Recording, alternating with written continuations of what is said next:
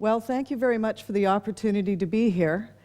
Even though I've come from the left coast of North America, I feel very connected to this place. And the topic that I'm going to talk about tonight is not limited to our experience in North America, but rather is epidemic everywhere around the world. And here's a great slide to explain the starting place for this. There is a crisis in public consultation. People don't trust the process anymore. There's a crisis in confidence that our governments are representing the people, the citizens. And as a result of that, I would say there's a crisis in our democracy. It's abundantly clear through things like Occupy New York and Occupy Everywhere that there is a deep sense of alienation between people and their governments. This is an interesting slide which talks about trust in government. Well, democracy suggests that as a fundamental principle that the government should be serving the needs of the people. And I think there was a recent poll that suggested that 8 out of 10 Americans said that the country is pretty much run by a few big interests looking out for their own selves, which is a far cry from for the benefit of all the people. I'm sure you've all heard about the 1% versus the 99%, and this is of what I'm speaking here. Sorry, I'm not set up for the same kind of presentation as the others with the clicker. There's also a key problem around partisanship in politics. Another poll suggested that 65% suggested that the parties fight for their own narrow interests. The will of the people is ignored, and the results do not serve the people as a whole. And this has contributed to severely low levels of confidence in government decision-making. This is my favorite. So together with government being one of the least trusted institutions, politicians, my apologies to any politicians here, are held in very low esteem. And indeed, we look more to movie stars and rock stars to lead us. Once upon a time, we expected the best and the brightest to lead us. But now we assume the minute you get involved in running for any kind of political office that you're essentially corrupt in some way. Not exactly the encouragement to go out and run for office.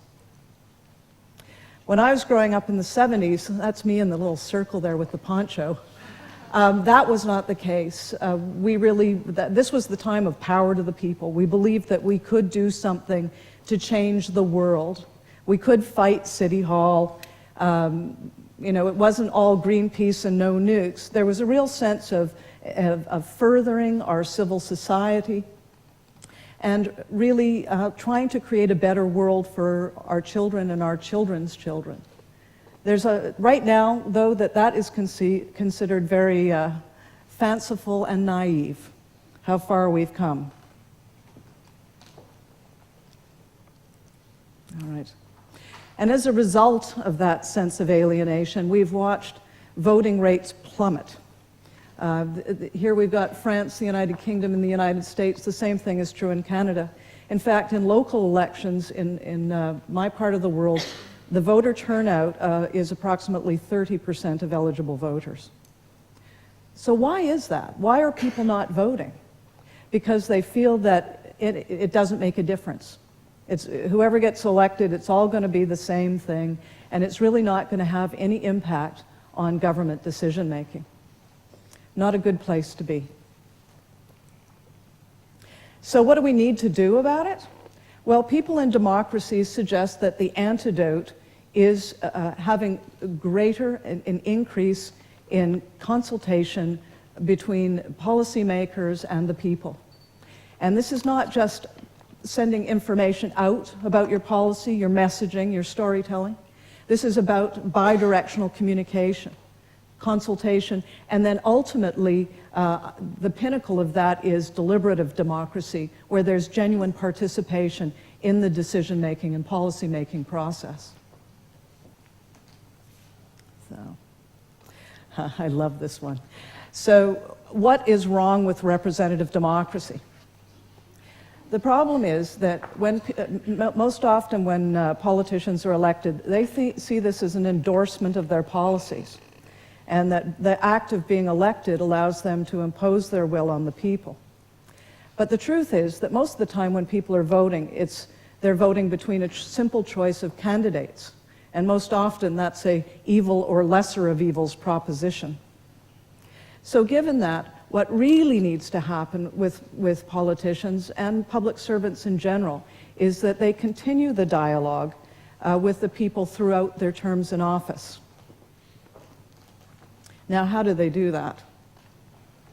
Well, if the process was working properly, people, elected officials, would really understand the needs of the people. They would be listening, many are, but there's, again, going back to the problem of assuming that because you were elected, that gives you the power to do whatever you want to do, is just not going to fly with the people, because you'll end up in this spiral of alienation. The good news is the internet revolution is allowing democratic activities in ways that have never before been possible. And not since the time of Aristotle, when you could have one man, one vote, has it been possible for people to truly be contributing to collective decision-making. Speaking of Aristotle, Aristotle would have said that politics should be a process of persuasion of peers. And that's not coercion of peers, and that's not sneaking one by peers. But unfortunately, that has been the practice in so much of our governmental decision-making. So why is it broken? This is my favorite slide. It says, if you can't read the fine print, it says, I don't have a question per se, it's more of a 15-minute incoherent ramble. And the problem here is that the people that do show up to talk to politicians are few and far between. And they tend to be more ideological than most, or they have some vested interest in the outcome of a particular piece of policy. Or worse still, they've made campaign contributions that are going to determine the outcome of different decisions that are definitely not going to be in keeping with the greater good. And we can't forget the usual suspects. Of course, we always have the usual suspects that show up to hear themselves speak, and we know who they are.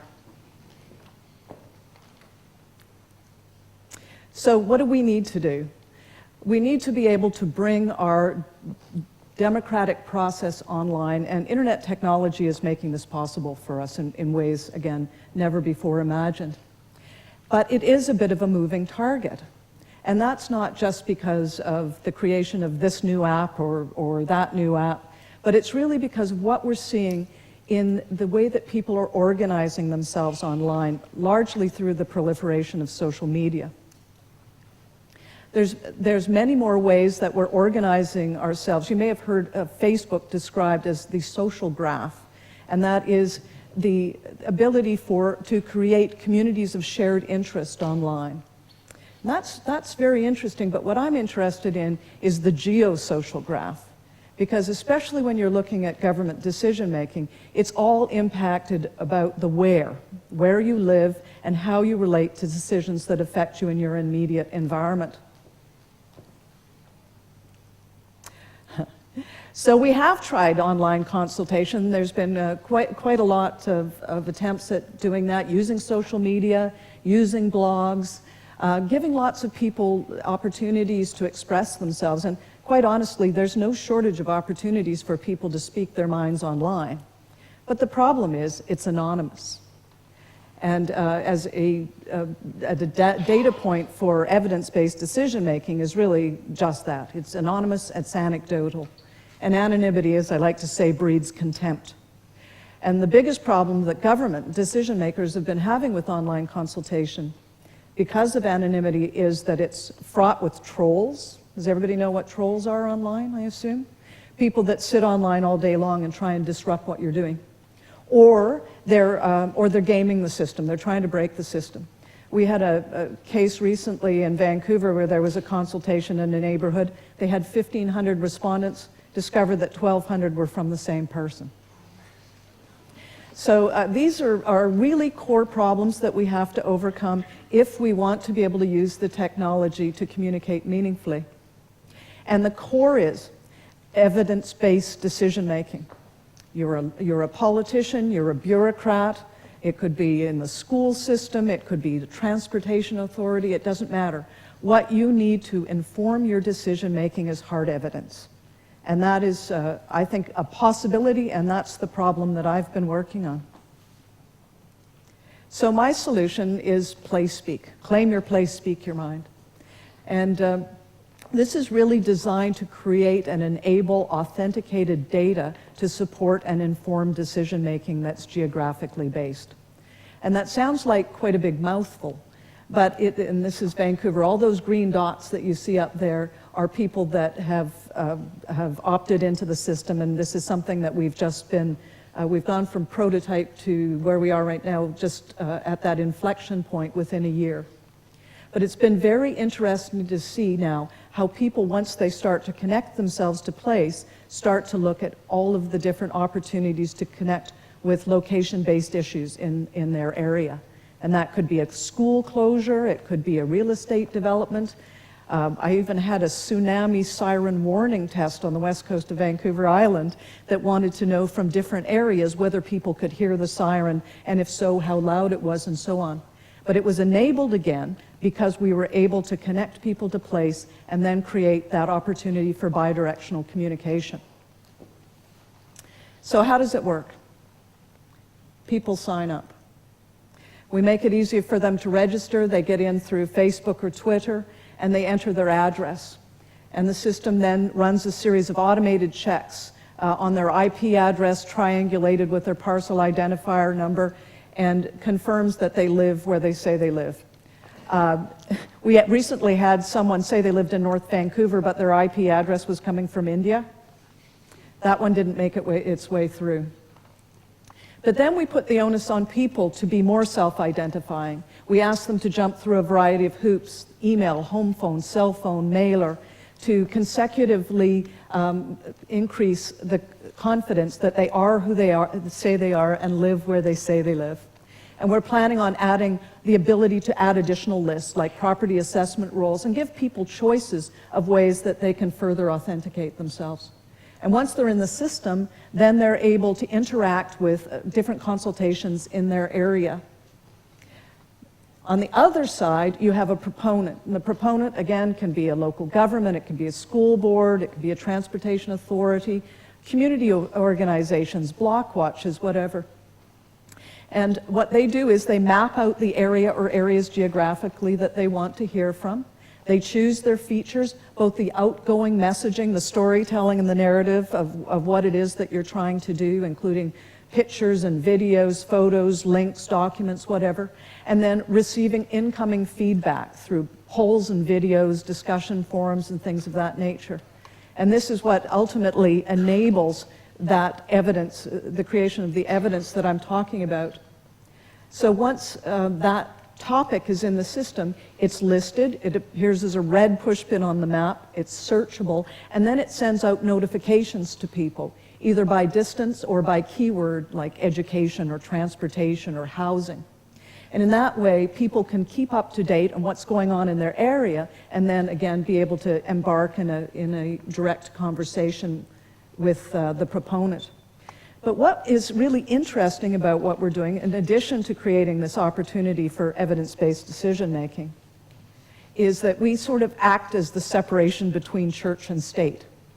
And what I mean by that is PlaceSpeak vets the people to place, and then in turn informs the proponent this person has been vetted without actually having to provide their personal information, in particular their residential address.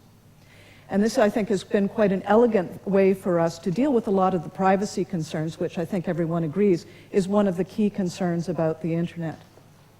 But I'll close on one final thought for you, and that is, until we authenticate the process by which we interact with decision-making in government, we're going to stay essentially in the same place.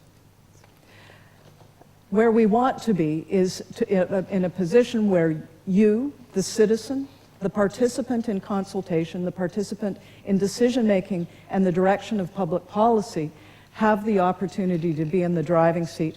I'm not suggesting direct democracy per se, but rather an informed, deliberative process that provides real, tangible decision-making tools for our representatives to strengthen our democracies.